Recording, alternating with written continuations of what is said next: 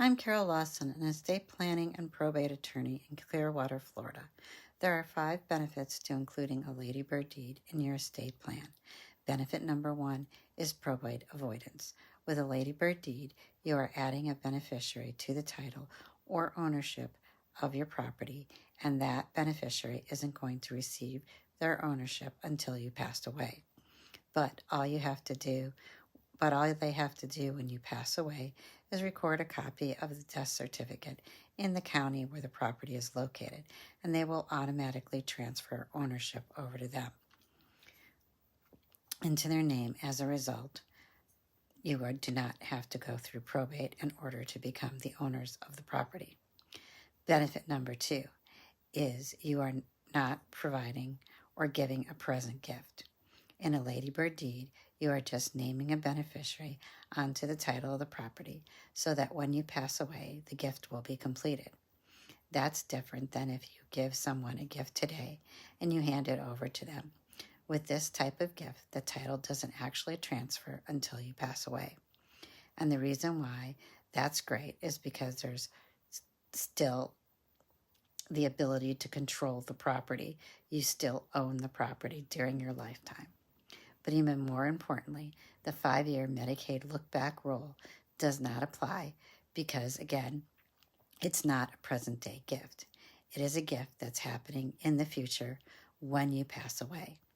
Benefit number 3 is with a ladybird deed, you maintain full control of your real estate. And this is because you are just naming a beneficiary to that property. With the ladybird deed, if you change your mind and you want to sell the property, you want to relocate to another state, you want to downsize, you want to take out a mortgage, refinance your existing mortgage, you are still free to go ahead and make those changes. You have the same flexibility as you had before the ladybird deed. Benefit number 4 is you avoid creditors. With a ladybird deed, the property or ownership of the property will transfer to your beneficiaries as soon as you pass away.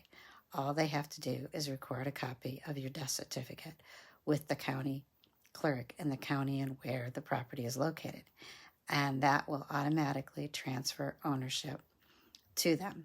So as a result, any creditors that you owe, except for creditors that have a relationship to the property and are attached to the property, such as your mortgage and your property taxes, don't have an ability to make a claim against the property. Any other people you owe that are not attached to the property will not be able to look to the property for reimbursement when you die for whatever you owe them. Number 4 is a difference between a traditional life estate deed and a ladybird deed. With a traditional life estate deed, you are transferring ownership of that property to those beneficiaries immediately, and you are reserving or keeping a life estate that allows you to remain in that property until you pass away. The problem with that is if you change your mind in the future, and let's say you want to mortgage that property, or you want to sell that property, or you want to leave it to someone else, with a traditional life estate deed, you would need the consent of the remainderment. However, with a ladybird deed, you maintain complete control of the property and ownership of the property until you pass away. And you can make any changes that you desire.